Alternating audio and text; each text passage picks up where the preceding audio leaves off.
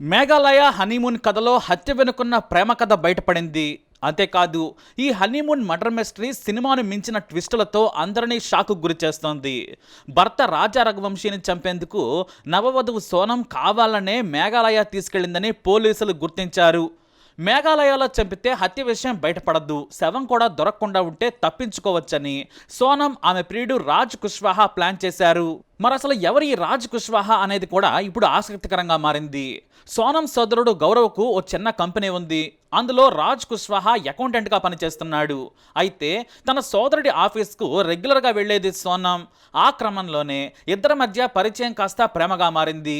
దాదాపు 3 ఏళ్లుగా ప్రేమించుకుంటున్నారు. శారీరకంగా కూడా ఎప్పుడో దగ్గరయ్యారు. అయితే ఇంట్లో సోనంకు పెళ్లి చూపులు చూస్తున్నారు. వారికి పెద్దింటి సంబంధమైన రాజా రఘువంశీ గురించి తెలిసింది. మధ్యవర్తుల ద్వారా వారిని అప్రోచ్ అయ్యారు. రాజా రఘువంశీకి సోనంకు పెళ్లి చూపులు కూడా జరిగాయి. పెళ్లి చూపుల్లోనేమో నాకు రాజా నచ్చాడని సోనం చెప్పింది. మరోవైపు రాజా రఘువంశీ తండ్రి ఇండోర్లో ట్రాన్స్పోర్ట్ వ్యాపారం చేస్తూ బాగానే సెటిల్ అయ్యాడు. అయితే తమ ప్రేమ గురించి సోదరుడికి చెప్పలేకపోయింది సోనం. అదే పెళ్ళయ్యాక చంపేస్తే ఈ హత్య విషయం బయటపడదు, శవం దొరకకుండా ఉంటే తప్పించుకోవచ్చని సోనం ఆమె ప్రియుడు రాజ్ కుష్వాహా ప్లాన్ చేశారు. ముందే ఈ విషయం చెబితే తనను ఉద్యోగంలో నుంచి తీసివేస్తాడని ఆమె ప్రియుడు భయపడ్డాడు. దీంతో ఆమె పెళ్లికి ముందు ఒప్పుకుంది. పెళ్లి తర్వాత భర్తను చంపేస్తే కలిసి ఉండొచ్చు అనుకున్నారు సోనం ఆమె ప్రియుడు. రెండో పెళ్లి కాబట్టి మన ప్రేమను ఒప్పేసుకుంటారు, ఆ తర్వాత హాయిగా ఉండొచ్చనేది వీరి పథకం. అనుకున్నట్టుగానే పెళ్ళైపోయింది. ఇక మేఘాలయలో చంపాలనేది సోనం ఆమె లవర్ ప్లాన్ చేశారు. అందుకోసం సోనం హనీమూన్కు మేఘాలయ వెళదామని చెప్పింది.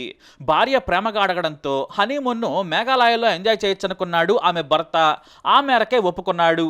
అయితే సోనం భర్తను చంపేందుకు తమ ఆఫీస్లోనే పనిచేసే ముగ్గురును పురమాయించాడు ప్రియుడు రాజ్ కుష్వాహా. వారికి ఒకేసారి భారీగా డబ్బులను ఇచ్చారు. ఎంత అనేది పోలీసులు మీడియాకు చెప్పలేదు. అయితే శవం దొరకకుండా ఉంటే కేసులో ఇరుక్కోమని చాలా పకడ్బందీగా ప్లాన్ చేశారు. తన వెంటే ప్రియుడు హంతకులను కూడా వెనక రప్పించింది. చిరపుంజిలోని కొండ ప్రాంతానికి ట్రెక్కింగ్ చేస్తూ భర్తను తీసుకెళ్లింది నేచురాలు. ఇక్కడ వర్షాకాలం మొదలవడమే కాదు, మామూలుగానే చిరపుంజిలో ఎప్పుడూ వాన పడుతూనే ఉంటుంది. దీంతో టూరిస్టులు తక్కువగా ఉంటారని చాలా ప్లాన్డ్ గా భర్త రాజా రఘువంశీని పైకి తీసుకెళ్లింది. కొండపై వరకు గైడ్ ని తీసుకెళ్లారు. ఆ తర్వాత తాము కిందికి ఒంటరిగా రాగలమని చెప్పి గైడ్కి డబ్బులు ఇచ్చి పంపించేసింది సోనం. ఆ సమయంలో అక్కడ ఎవరూ లేరు. ఇక దూరంగా టూరిస్టుల మాదిరిగా ఉన్నారు హంతకులు. అదును చూసి దగ్గరకు వచ్చి మొదట తలపై బలమైన దెబ్బలను ఐరన్ రాడ్లతో కొట్టారు. కుప్పకూలగానే కత్తులతో నరికారు.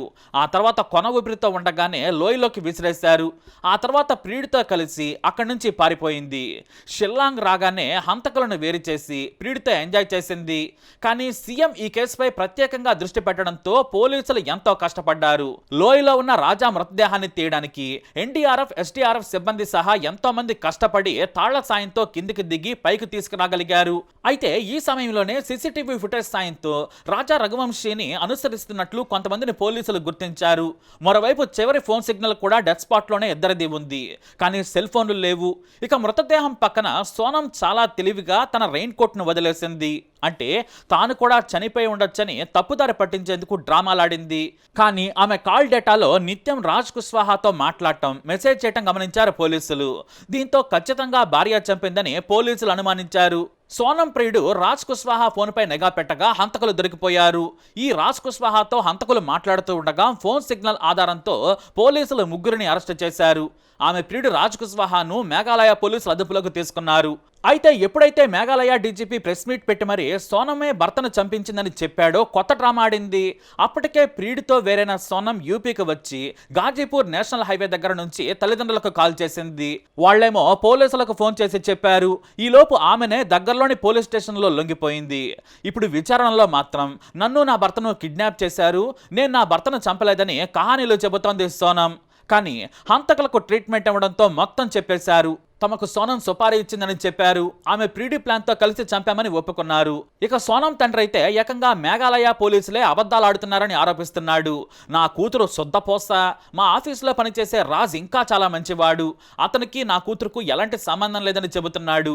మరోవైపు నవవరుడు రాజా రఘువంశీ పోస్టుమార్టంలో సంచలన విషయాలు బయటపడ్డాయి. తల మీద బలమైన దెబ్బలు వేయడంతో పుర్రెకు చిలుకలొచ్చాయి. కత్తిపోట్లతో విచక్షణ రహితంగా పొడిచారని తేలింది. ఈ ఘటనపై Meghalaya deputy CM Prestone Tynsong shock అయ్యారు. భర్తను నవవధువే చంపిందంటే నేను కూడా మొదట నమ్మలేదు. మా అధికారులు నాకు ఫోన్ చేసి విషయం చెబితే కలత చెందాను. నిజమా అని ప్రశ్నించానని ప్రిస్టోన్ ఆందోళనకరంగా మీడియాతో మాట్లాడారు. ఆమె చేసిన పనికి మా రాష్ట్రంపై తప్పుడు వార్తలు ప్రచారం చేస్తున్నారు. మేఘాలయ చాలా సురక్షితమైన ప్రాంతం, పర్యాటకులు రావాలి. ఇది ఒక హంతకరాలు నమ్మించి భర్తను చంపిన ఘటన మాత్రమే. మేఘాలయ ఎంతో సురక్షితం. ప్రతి ఒక్కరికి విజ్ఞప్తి చేస్తున్నాను, మీరు మా రాష్ట్రానికి రండి, భద్రంగా చూసుకుంటాం. కొందరు వ్యతిరేక ప్రచారం చేశారు, వాటిని నమ్మద్దు. ఈ కేసులో దర్యాప్తు కొనసాగుతుంది. మేఘాలయ వచ్చి మీరు ఆహ్లాదంగా గడపండి. ఈ కేసు వలన మా పోలీసులు నిద్రలేని రాత్రులు గడిపారని, చివరకు హంతకులను అరెస్టు చేశారని డిప్యూటీ సీఎం ప్రకటించారు. ఈ నీచరాలి కారణంగా దేశంతో పాటు మేఘాలయ టూరిజంపై కూడా ప్రభావం పడింది. ఈ విషయం తెలిస్తే తన ఉద్యోగం నుంచి తీసివేస్తాడని ఆమె ప్రియుడేమో భయపడ్డాడు. దీంతో ఆమె పెళ్లి కొప్పుకుంది. పెళ్లి తర్వాత భర్తను చంపేస్తే కలిసి ఉండొచ్చులే అనుకున్నారు సోనం, ఆమె ప్రియుడు. రెండే పెళ్లి కాబట్టి మన ప్రేమను ఒప్పుకుంటారనుకుంది. ఆ తర్వాత హాయిగా ఉండొచ్చు అనేది వీరి పథకం.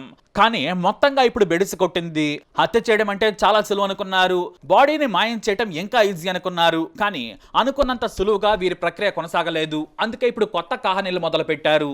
ఇప్పుడు సోనం ఏమో మరో కొత్త చెబుతోంది. ఆమెకు డ్రగ్స్ ఇచ్చారట. సోనం ఇక్కడ తనను తాను బాధితురాలుగా చూపించుకునే ప్రయత్నం చేస్తోంది. హత్యకు తనకు సంబంధం లేదని, తనకు డ్రగ్స్ ఇచ్చారని చెబుతోంది సోనం. డ్రగ్స్ మత్తులో ఉన్న తనను గాజీపూర్ తీసుకొచ్చారని, అక్కడి నుంచి తాను ఓ దాబాలకు వచ్చి తల్లిదండ్రులకు ఫోన్ చేశానని, వాళ్ళు దగ్గరలో ఉన్న పోలీస్ స్టేషన్కి వెళ్ళమంటే వచ్చి లొంగిపోయానని చెబుతోంది.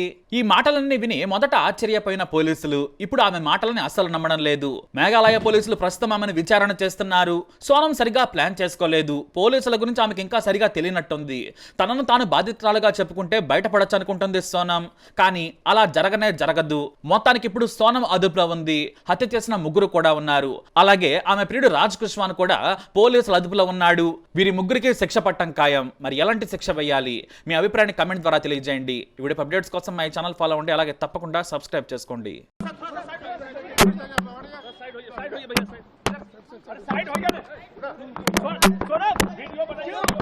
इस तरीके के काट क्यों किए?